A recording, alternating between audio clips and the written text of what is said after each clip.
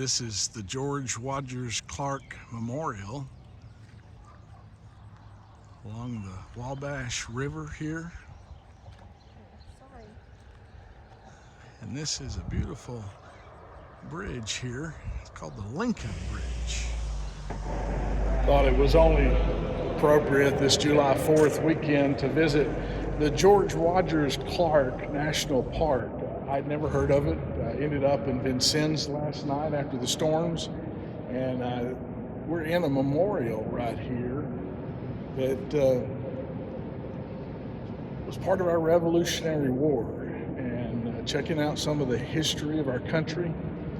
And this July 4th, it's important, while we have our cookouts and our barbecues and the fireworks, to remember that the freedom that we have as a country is because men hundreds of years ago, and continued in our military today, have been willing to give their lives for our independence.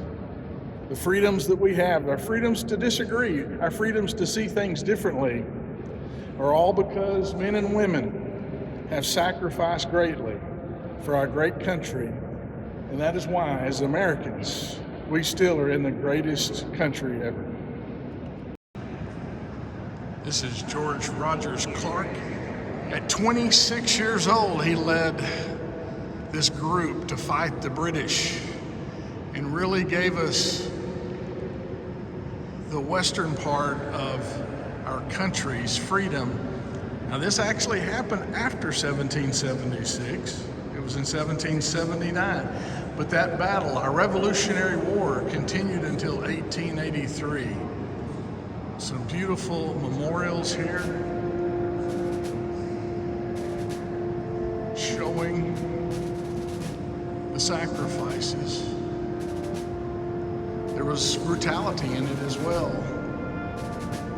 The British had commissioned the Indians to do a lot of the fighting, and so really we were fighting the Indians as well.